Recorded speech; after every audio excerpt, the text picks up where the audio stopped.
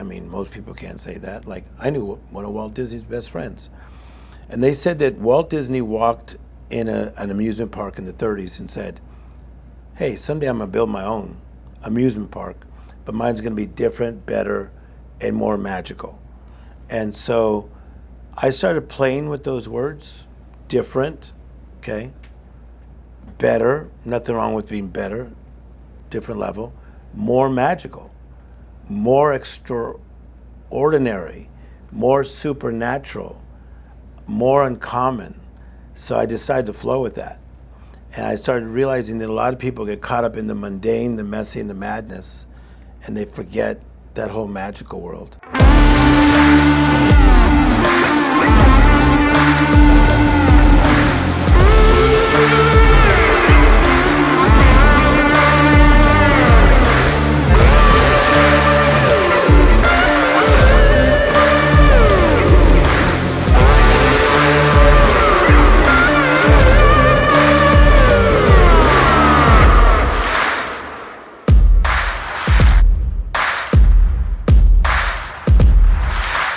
What's going on, guys? Mike Ashabi here, and welcome to another episode of the True Life Network podcast.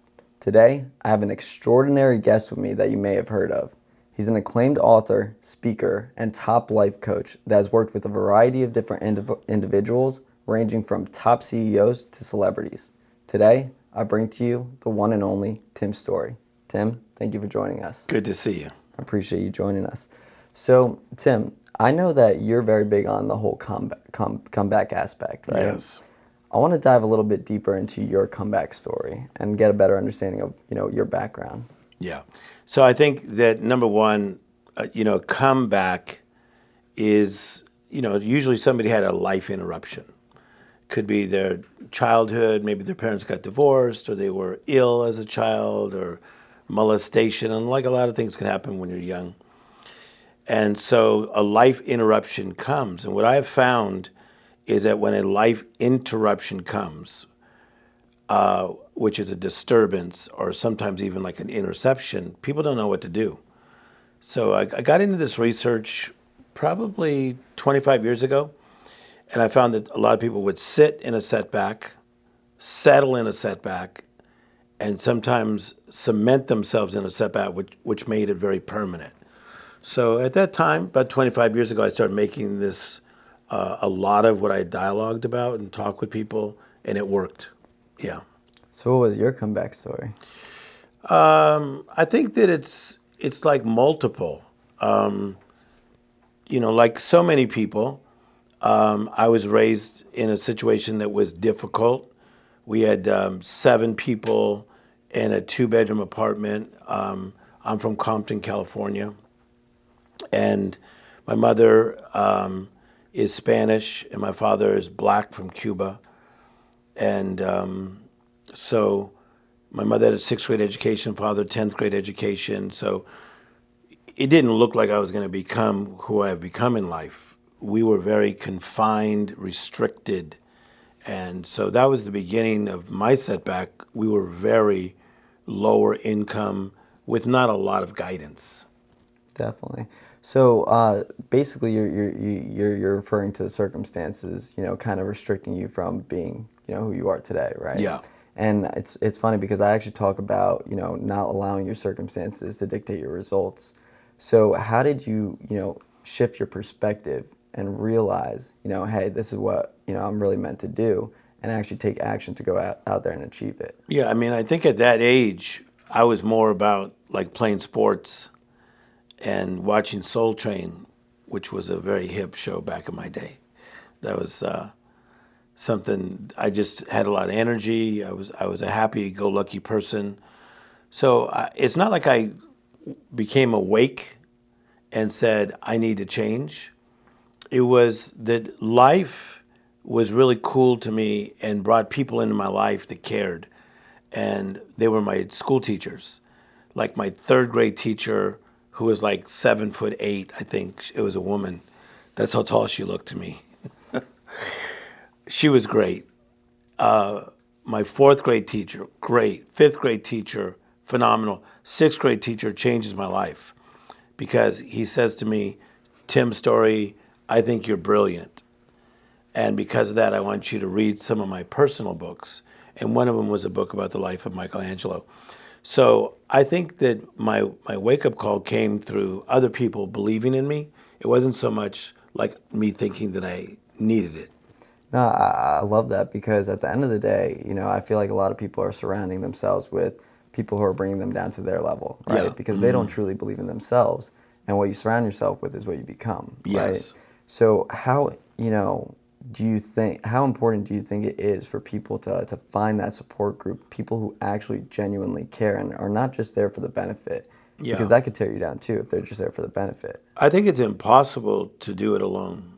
Impossible is a very powerful word. Impossible means cannot be done. So I think that a lot of people who think they did it by themselves really did not. No. Because when I get into their crew, like if there's a celebrity that I'm maybe working with, they will say like, for a while I'm the one that did it by myself. Nah. Like now that I know your mother was there, your sister was there, your dog was there, somebody was there. So no, That was me, the dog. yeah. So the posse is something that has to be there. But the key is, who do you bring in to that posse? And they have to have a stronger mindset than you have, and they have to have the right motives.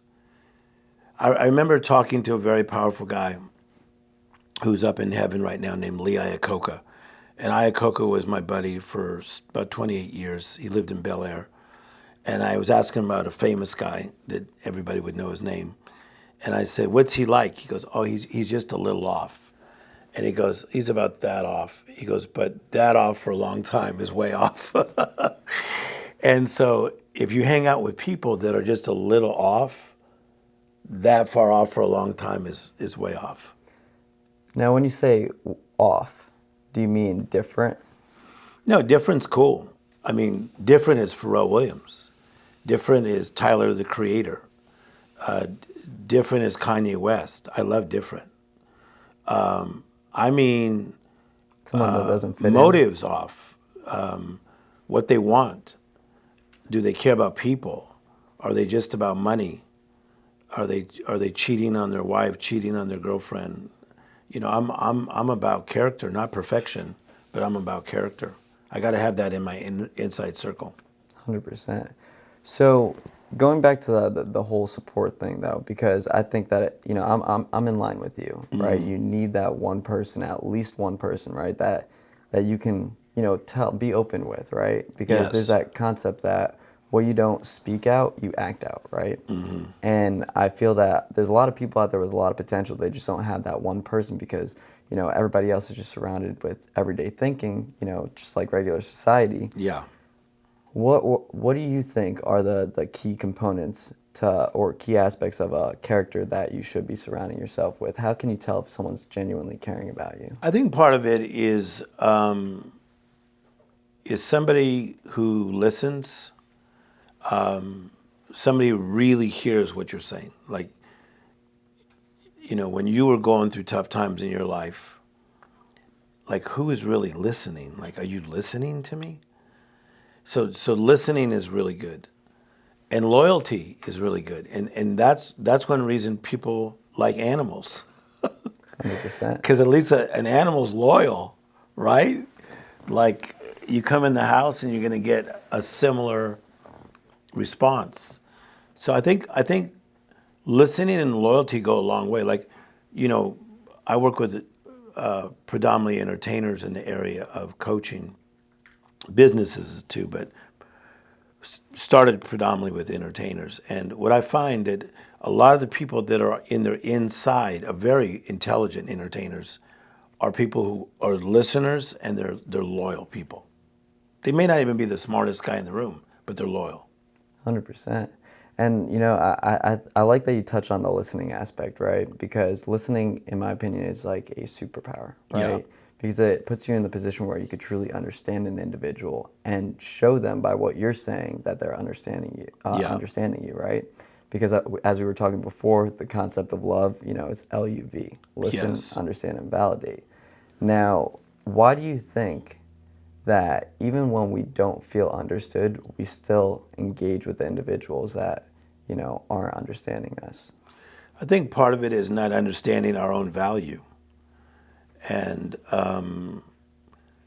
like people that have been raised in a certain family that you have met before and I have met before, like some of them that really understand their value, not in a way of pride, but just in a way of just knowing. I find that a lot of them, you can't get that close to them. Like a Prince William, like he knew he was royalty from a long time ago. So to quote Kendrick Lamar, I think we need to know that we have royalty in our DNA and that we're very valuable. And so we can't get around people, and this is a Tim Storey little saying, that try to devalue your value. Like, I'll give you a quick example. So my brother, he was drunk one night, and he was probably like about 16, and his buddies from high school brought him home and left him on the porch, drunk, just left him on the porch. And so when my mother got up to go to work at a place called Winchell's Donut Shop, she opens the door and there's her son, like on the porch. So she flips out and she's got a temper. So she found out what friends of his did it, and it was two guys, and she went after them, and she cussed them out. And I remember one of them said, "But Mrs. Story, we brought him home." Yeah, you left him on the damn porch. Does that make sense? Mm-hmm. Find a way to get him somewhere that's not just sleeping on a porch all night. So I think that in that case, they did their best, but we got to get around people that understand our value. 100%. Now, value is a powerful word there, right? Yes. And I think that another reason, once again, like as you were saying, was that we don't understand our value. Yes. How can we start to begin to understand our own value? Because once again, we're surrounded by all the same thinking, and misery loves company. Yeah. Right. So it's diminishing our own value. How can we start taking steps in order to truly understand who we are and what value we could provide to other individuals? So I'll tell you what you already know, because you're a wordsmith as well. So the word value means your worth. Okay. What is my worth? But the interesting thing about the word value is it actually comes from the word valor, which is strength. So when one knows their value, it makes you erect, strong, straight up. Isn't that very powerful? 100%. So it's interesting that when somebody puts something valuable on them, it makes them more erect. Like, could be a woman with an engagement ring and they want to go, look, they're more like straight up, okay? Or a person that drives up to the Beverly Hills Hotel in a brand new Bentley, they come out to the door in a certain way, it makes them feel valuable. But those are things we adorn ourselves with, our drive-in. But the idea of personal value is not easy to find. It's like a good fishing spot. It's difficult to find. And I think the best way to find it is to stop, look, and listen. Stop moving so fast, look within, and really listen to who you are. Because I think that God has placed in all of us a value that is different, but is as powerful as anybody else has value. No, I like the stop, look, and listen, because at the end of the day, you know my story, a little background on my story, and I felt that the only time I really figured out my value was when I was going through pain, right? Mm-hmm. And it made me step back and disengage from, the world and listen to myself, right? And I feel that, most people, their ego's in the way from them disengaging, because we get the serotonin, the high off of engaging with other people and feeling accepted, right? Yeah. And there's actually a line from 50 Cent in one of his songs, and he says, damn, homie, in high school you was the man, homie, the F happened to you, right? Oh, yeah. So I feel like, it's that person who was never accepted that excels, right? Because they're so used to the rejections of life already that when they hit the real world, they already understand how to dig deep within because they weren't getting validated by other individuals. Yes. They had to validate themselves, right? So why do you think it is that, that's my version of it, but why do you think it is it's typically the person that you least expect? Well, number one, I like your version of it. That was a great version. So it's not like I can top what you said. So to quote Leonardo DiCaprio from a movie called Catch Me If You Can, he would constantly say, "I concur," which is I agree. So I concur with what you say. So, but what I will bring in, my little Tim Storey flair to this, is I don't want to know my value just so I can go out there and manifest. I want to know my value because it's going to help me to live a better life. So for me, I'm not real success driven. What I am is I'm life driven. I'm really into living. Like, you saw me at this conference we just did. You saw me when I was in your offices today, which has great offices. I'm fully present. I'm not somewhere else. I'm right here. So my value is about living life, not just manifesting dreams. 100%. I think the key aspect there is that it comes down to being present for people, right? Yeah. And we're in the people business, right? We want other people to feel understood. We want people to feel good about themselves so that they can actually go ahead and uplift their situations, right? Yeah. So going back to people, how do you build the foundation to a successful relationship where you're both benefiting from each other, right? You're both growing, because I feel like a lot of people have superficial, relationships, and I think that's the one thing that's going to get you to where you want in life, relationships. Yeah. So this will be funny from a guy who wrote a book called Utmost Living, which was a bestseller with Random House. So there's 3 levels of living. There's almost, most, and utmost. Almost means not quite, nearly, sort of, almost happened. Most is most people, somebody put a ceiling there for them. John Maxwell calls it the law of the lid. Utmost is you break the ceiling. In the area of relationships, I teach people to lower their expectations. When your expectations are too high about human beings, you're going to get disappointed a lot of times. Not all the time, but a lot of times. So I lower my expectations on what my mother's mood might be, or my sister's mood might be, or how my nephew's birthday party might be. For real, I really do. I have to go to an amazing event Tuesday night in Beverly Hills. My expectations are like a 7+. It's not a 10. Even though there's going to be 10 level people there, it's at 7.5. I even recently went and saw Dave Chappelle and Joe Rogan. They did a collaboration together. That was just several months ago in Las Vegas. And as great as both of those guys are on stage, I went there with an expectation of a 7.5, and they delivered at like a 9.5.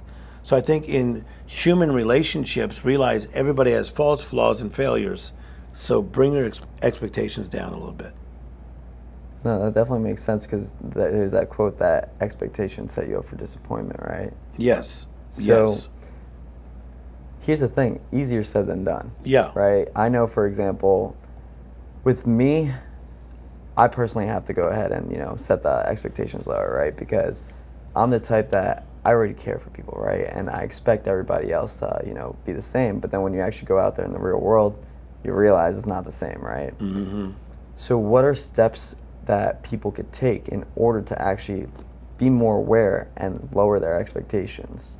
Well, I think part of it is to get your eyes off yourself. If you're not careful, you'll become very singular. Like we're living in a world that's very singular. Everybody's taking selfies.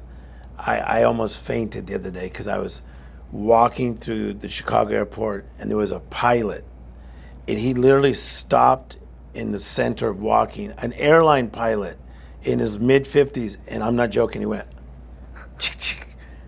with a weird smile. So he must have had a new girlfriend or something. I'm like, come on, pilot guy. You got caught up in the selfie culture. So I think that we become a society that has become very, very singular. And when you decide not to be a singular person and become plural and look for the good in other people, and also realize that everybody's coping with something. So, like, you may meet a person and go, oh man, I thought he was cooler than that. But you don't know that his brother just got put in an addiction center, right? Or, man, what's wrong with Tony Robbins? I paid all this money. I thought he'd be better. You don't know if the guy's got marital problems. So everybody's coping with something. So important not to go singular, but to be plural. No, I think there's a point that you touched on at the conference that goes hand in hand with this, right? The phones, Instagram, instant gratification, right? And I think, we're all dialed in on the same, frequency where we just want that instant gratification, look like we're actually, doing well. And I think that comes down to ego, right? Yeah. When no one's actually, putting out the real things of life. They're just putting what looks good, right? Yes. And there's something that Gary Vee talks about where he's like, don't create, document, show the transparency of what you're going through, because since most people aren't, providing that other side, when you actually go ahead and you show the ups and the downs, people can actually relate, because the down part has the emotional side to it, right? Yeah, I would agree with that. And people actually buy onto the emotion because, silently they're going through it as well. And that's how you actually build a real following. Yes. Right? Because there's that emotional attachment that they linked onto. There's a perspective that they gained from it. So going into, I want to talk about the miracle morning for a quick second, because I have a little routine in the morning as well to drop my ego. Yes. So I want to get the perspective behind the book and get a better understanding of what the miracle morning actually is. Yes. So the whole idea of a miracle is something that's supernatural, extraordinary, unusual, uncommon. So that's a miracle. So a miracle is not just like a spiritual thing. It's just something extraordinary. So I kind of got the idea from a conversation I had with a man who knew Walt Disney. I mean, most people can't say that. Like, I knew one of Walt Disney's best friends.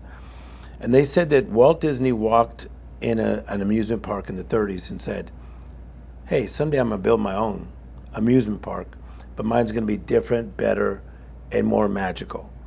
And so I started playing with those words. Different, okay? Better, nothing wrong with being better, different level. More magical, more extraordinary, more supernatural, more uncommon. So I decided to flow with that. And I started realizing that a lot of people get caught up in the mundane, the messy, and the madness, and they forget that whole magical world. So this is an amazing book, doing extremely well with Harper Collins as my publisher, and it's helping a lot of people. So in regards to there's something that you were saying, that everybody gets caught up in the mess, right? Everybody has mess, yeah. And now I'm going to take it back to what we were just talking about and show you what I was thinking with this, right? So the ego. Yeah. Everybody wants to fit into society because they want to feel accepted. That's the ego, right? You're getting the endorphins or the serotonin, whatever it gives you, right? That little rush.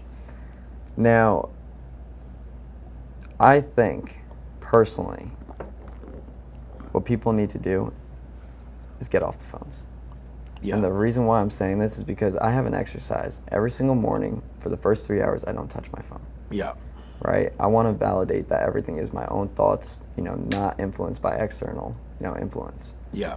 And I think that allows me to be self-aware, become more humble, drop the ego, and it actually allows me to maneuver in a way that I'm not allowing the external to influence my actions. Yes. Right?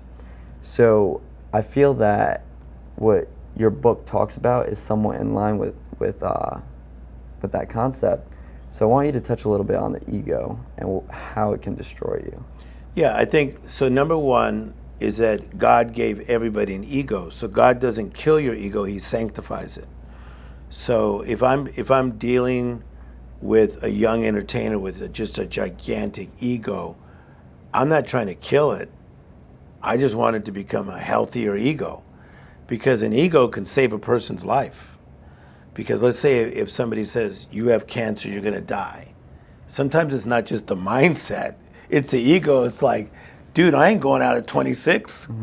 Make sense? So the ego can actually save people.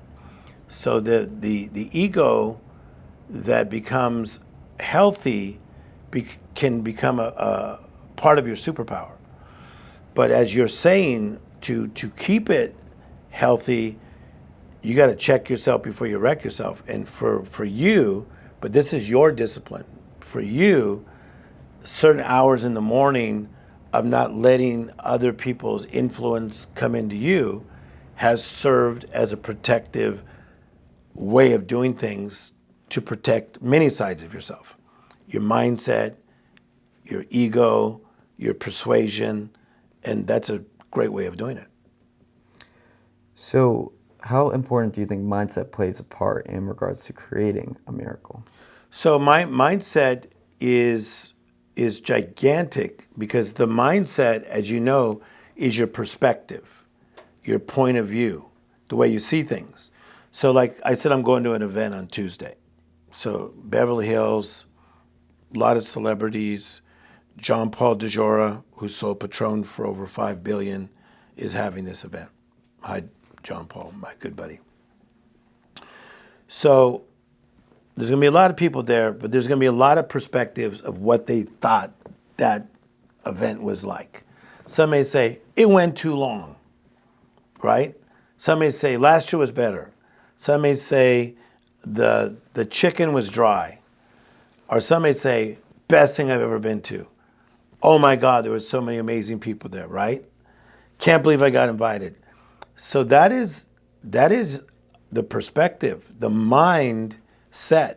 Where are you setting your mind? And the interesting about the mindset, and this is not just for the sake of rhyming, but a mindset creates the mood set. So like today already, I have like filled my mind with faith and a good way of thinking, and renewed my mind to, I'm not letting life come at me. I'm coming after life right from the beginning, because I'm coming at you with a strong mindset 7 days a week. I love that, because I have a concept that your mindset is the one thing that has a true power to either make you or break you, because once again it goes back to perspective, right? And I always say your perspective will dictate how you feel will dictate how you act, and how you act will determine your results. Yeah. And I think that switches that mentality, right, from the victim to victor, right? Instead of why is life happening to me, it's happening for me, and that's where you attack it head on with your actions, right? Yeah. So here's the thing. I think that most people don't understand how to flip the switch, right, to give a different perspective. Are you familiar with Bradley? Good friend of mine. So I was on his podcast, and something that he taught me was, most people wake up with, excuse my language, but the shit mentality, every single morning that they have to go do this, right? But the mentality that they really need to figure out is, you don't have to, you get to, right? Because, for example, if I gave you $1 million and you couldn't wake up tomorrow, would you take it? I hear what you're saying, yeah. Most people won't, right? So at the end of the day, like at that point, you could say, life is more valuable than money. So every morning, when you wake up and you shift that perspective, you could really go ahead and start saying, I get another opportunity to become the greatest version of myself, and really, be engaged with people, be present, and live my full potential, right? Yeah. And number one, Brad is one of my favorites as far as the stuff he comes up with. He's a person who likes to disturb things and blow up stuff and throw truth bombs everywhere. And I literally was with him about 14 days ago, and I really love Brad.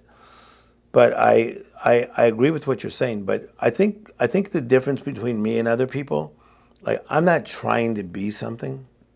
So it's not like being the best version of myself.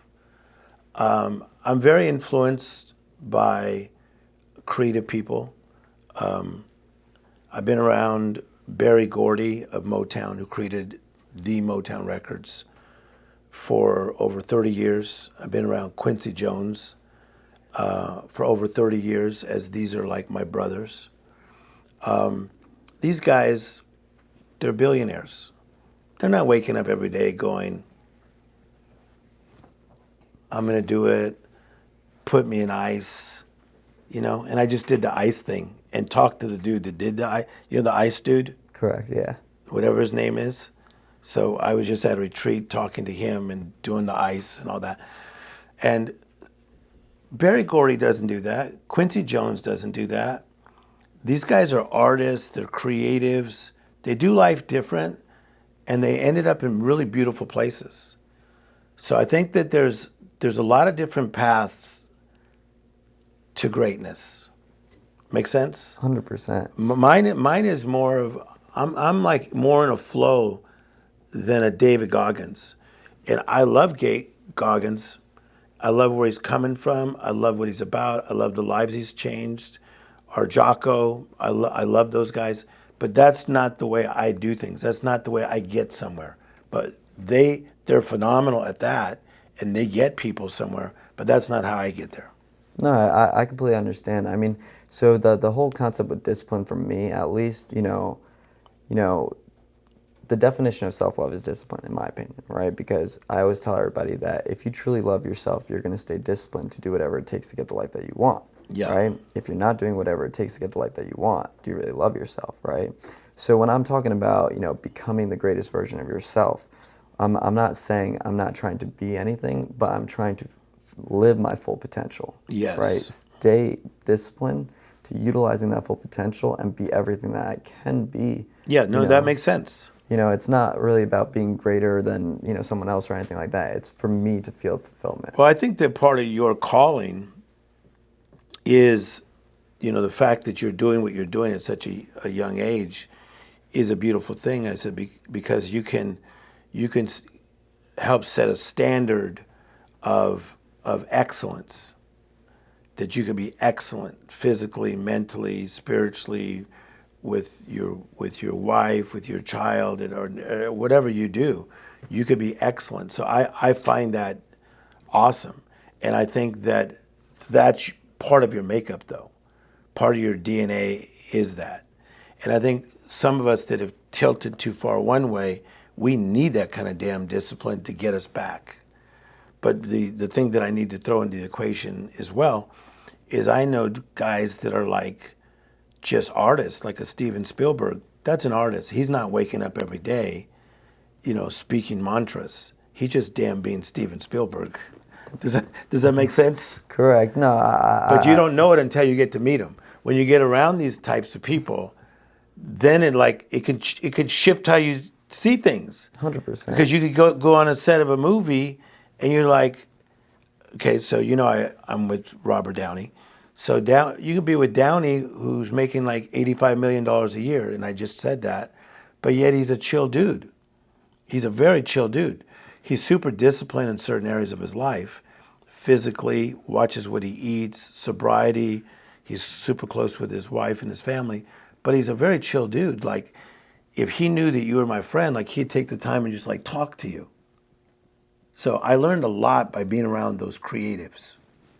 And I mean, not only is it with like food and, the exercise and things like that, I think with the creative individuals, it's more discipline with their mindset, the way that they're thinking, the way that they're allowing their mindset to be influenced, et cetera, right? To be disciplined thinking outside of the box so that they can go create, these, films and things like that. So it's discipline in various aspects, right? Yes. So, I mean, I know we don't have too much time left because you have another interview that you have to go to. So I want to pick your brain on, what are things that you are grateful for, and how do you, utilize gratitude to live who Tim Storey is every single day? So I'm grateful to be in your offices. Appreciate it. So you're young, you have an amazing family. I'm grateful to be flowing. I'm grateful to be wearing Louis Vuitton shoes. I'm grateful that I have a suntan because I was just in Marbella, Spain. I'm just grateful. So I'm not grateful for like the typical things people are grateful for. Like, I'm running this empire, I have so many businesses, and all that other stuff. Man, I'm grateful just to like just be breathing and be in the moment. I'm grateful. I love that because when we were at the event, when I was asked that same exact question, I said, I'm grateful that I wake up every morning. Yeah. Get another day in life. Yeah, I'm enjoying life, but I'm going to enjoy heaven too. I mean, heaven must be awesome if God's going to say, I'm going to allow you guys to like die. Like, really, God? That sounds pretty morbid. So heaven must be that extreme. So I got to go with the flow on that. But so I'm excited about life, the opportunities that life has given me are next level. I appreciate them. Well, that brings me to one of my last questions, and I'm curious. What do you think were some of the biggest eye-opening situations or lessons, if you want to call it lessons, that you've gone through in life? That really helped you just have that gratitude that you get, another day. I mean, I could go down so many different avenues, but let me go down the avenue of like my son. I'm gonna throw something out. So Kanye West his mother had passed, Donda had passed, and he was doing something for his mom. He was going to do this song that he does called Hey Mama. So Kanye invited me into the studio, and I brought my son with me. And I'll never forget that, Kanye was just sitting there eating a sandwich and talking and that. And my son said, Dad, it's such an interesting thing that when he leaves this studio, he's going to be Kanye West. But that in this studio, he was just a guy doing a song, eating a sandwich. And I think that has been the mind-boggling thing of my life, of meeting so many people that I looked up to all my life. Because I was around, like guys, Charlton Heston played Moses. I was around Jack Lemmon, Walter Matthau, before Brad Pitt and all that other stuff. The old cats, like dudes like that your grandparents looked up to. Those were like my posse. Vidal Sassoon. I knew Vidal for 24 years, like the Vidal Sassoon. And, to think that if you just went like this, you touch them. They're human beings. So outside of the door, people maybe went like, whoa, but in here, they're like human. So that has been like a big breakthrough in my life to understand we're human, we're coping, we're frail, we're complicated, we're all that, but we can still manifest magic. Yeah. I love that. That's cool though, right? 100%. I mean, it's all about your thinking and coming down to a realization of what reality is, right? Yeah. And then you're able to manifest your reality. So, Tim, I want to know, where can we get your book? So I'm excited about the book. And so what people don't understand is when certain people are selling books or talking about books like me, it's not for finances. They already give us these really big advances. Like if they know your other books have done well, they give you a lot of money, okay? And so to me, it's more about the mission. This particular book, Miracle Mentality, I will be talking about this for at least like 5 years. I'm going to be on this topic for 5 years. So you could get it right now on Amazon. And I did the Audible version, which is not as easy as some people think. I'm sure. I like doing it because I like to read. I read aloud all the time just to practice my diction. But I did the Audible version and then the written version, but they could just get it on Amazon right now. The Miracle Mentality, Tim Storey. And if someone wanted to get coaching services from you, I know you work with the majority of they'd have to call you. To call me. Yeah. So because I don't coach like I used to, but I think that they should call you. And I do love coaching. I still have clients that I coach, But if you were like a special human that you feel like you had to talk to me, then just DM me and say, hey, I'm a special human. That's at Tim Storey Official. Yeah, Tim Storey Official. Yeah, so. Well, Tim, thank you very much for coming. I'm super grateful to have you here in my office, and I hope that we get the opportunity to do it again. What a privilege. Appreciate it.